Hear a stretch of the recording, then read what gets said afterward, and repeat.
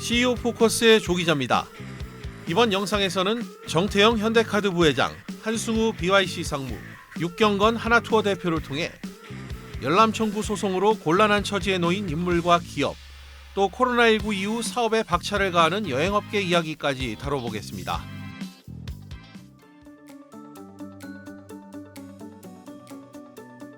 정태영 현대카드 대표이사 부회장이 요즘 들어 달갑지 않은 이슈로 세간의 주목을 받고 있습니다.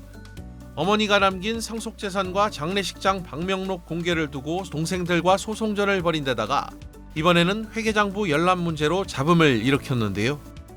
지난 1일 대법원은 정 부회장의 여동생인 정은미 씨가 서울 PMC 옛 종로학원을 상대로 낸 회계장부 열람 및 등사 청구 소송 상고심에서 원고 패소로 판결한 원심을 파기하고 사건을 서울 고등법원으로 돌려보냈습니다.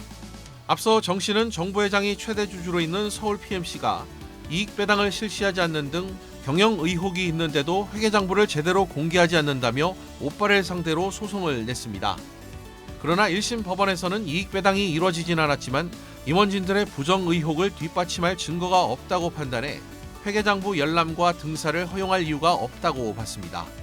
이에 정 씨는 2심 선고 직전 청와대 국민청원 게시판에 현대자동차 그룹 계열사 서울 PMC에서 벌어지는 대주주의 갑질 경영에 대한 시정 요구라는 제목의 글을 올리기도 했습니다. 정 씨는 당시 글에서 정 부회장이 종로회장 설립자인 아버지로부터 증여받은 지분을 위법과 편법으로 늘려왔고 급기야 서울 PMC를 개인 회사처럼 운영했다라는 주장을 펼쳤습니다. 이어 정 부회장은 자신의 신복들을 회사의 임원으로 앉혀두고 17%가 넘는 지분을 가진 나에게 회계 장부조차 열람을 허용하지 않고 있다라고 설명했는데요. 이러한 청원에도 2심 결과는 회계장부를 공개할 이유가 없다는 1심 결과와 크게 달라지지 않았는데 대법원에서 결과가 뒤집혔습니다.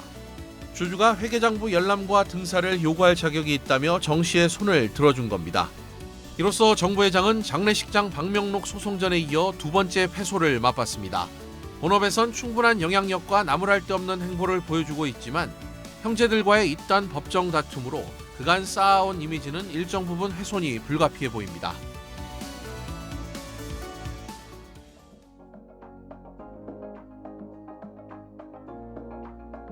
속옷 기업으로 대중들에 익숙한 BYC도 열람 청구 소송으로 마찰을 빚고 있습니다. 지분 8.13%를 보유한 2대 주주 트러스톤 자산운용이 최근 BYC 이사회 의사록에 열람과 등사를 허가해달라는 신청서를 법원에 제출해서인데요. 트러스톤은 BYC 오너 일가의 일감 몰아주기와 내부 거래가 존재하는지 확인하기 위해 이 같은 소송을 냈다고 밝혔습니다. 보유 부동산 가치만 현 시세로 1조 원이 훌쩍 넘어갈 정도로 자산 가치가 큼에도 불구하고 고질적인 내부 거래와 자산의 비효율적인 운용이 실적에 악영향을 주고 있다는 겁니다. 특히 트러스톤은 BYC 오너가 2세, 한석범 회장의 장남 한승우 상무가 최대 주주인 신한 에디피스를 비롯해 오너 일가가 대다수 지분을 갖고 있는 남호석유, 백양, 신한방 등과의 내부 거래를 문제 삼고 있습니다. 또 한 회장의 장녀가 지분을 100% 갖고 있는 재원기업 역시 BYC 본사 사업관리 용역으로 돈을 벌고 있다고 지적하고 있는데요. 지난 1년간 경영진과 비공식 대화를 통해 수차례 개선을 요구했음에도 불구하고 회사 측이 성실하게 대응하지 않아 청구 소송에 나섰다고 트러스톤은 설명하고 있습니다.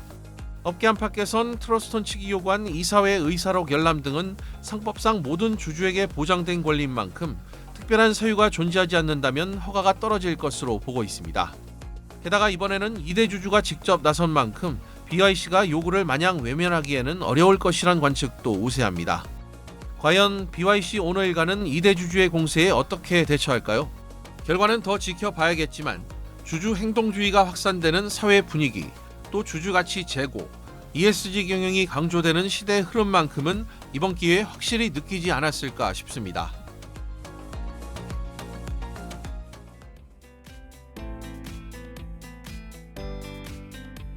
코로나19로 멈춰섰던 여행시장이 활기를 띠기 시작하면서 보릿고개를 견뎌온 여행사들도 다시 일어서기 위한 전략 수립에 온 힘을 쏟고 있습니다. 특히 지난 3월 출범한 각자 대표 체제 속 수장 자리를 꿰찬 육경건 하나투어 대표의 행보가 눈에 띄는데요. 육 대표는 하나투어의 창립 멤버이자 30년 경력의 영업통으로서 조직 내 변화의 바람을 불어넣고 있습니다. 코로나19 시대 이전부터 단체 패키지 여행 불편사항으로 꾸준히 지적받아온 쇼핑센터 방문, 선택관광, 가이드 경비 같은 추가 비용에 대한 개선사항을 내놓으며 국내 대표 여행사 지위를 굳히겠다는 의지를 밝혔고요. TV, 광고 등 마케팅 예산으로 60억 원을 책정하고 대대적인 홍보에 나서며 주도권 잡기 경쟁에도 뛰어들었습니다. 이와 함께 3년 만에 신입 공채를 실시하며 국내 여행업 부활에 신호탄을 쏘기도 했는데요. 여행시장이 점차 회복될 것이란 전망이 우세한 점을 감안하면 6 대표가 빠른 실적 회복을 위한 행동력을 보이고 있다는 게 업계의 대체적인 평입니다. 그러나 이 같은 반등의 계기를 마련하기까지 아픔도 많았습니다. 코로나19 팬데믹 속에서 살아남기 위해 혹독한 구조조정을 실시했기 때문입니다. 지난 2020년에는 대만, 필리핀, 싱가포르, 캄보디아 등의 법인을 청산했고요. 중국에선 베이징 법인만 유지하며 몸집을 줄이기도 했습니다. 또한 출판 및 인쇄물 제작법인 하나 TM미디어, 광고 대행 서비스 업체 H&T 마케팅, 여행 정보 서비스 회사 투어팁스 등을 청산했습니다. 여기에 출혈이 이어진 자회사 SM면세점 영업을 정지하고 티마크 호텔 명동을 950억 원에 매각하기도 했습니다. 어려운 일을 겪은 뒤 재기를 다짐할 때 절치부심이란 사자성어를 자주 사용하죠. 지금의 하나투어와도 꼭 맞는 표현인 듯합니다. 포스트 코로나 출발선에서 시장 선점을 위해 출사표를 던진 6 대표의 최근 행보가 과연 결실을 맺을 수 있을지 저희도 지켜보겠습니다. 이번 영상에서는 정태영, BYC 오너 일가, 그리고 육경건 씨를 통해 가족과 회사 간 열람 청구 소송, 하나투어 내부 변화의 바람까지 다뤄봤습니다. 오늘 내용이 도움이 되셨다면 채널 구독과 좋아요, 댓글까지 부탁드립니다. 고맙습니다.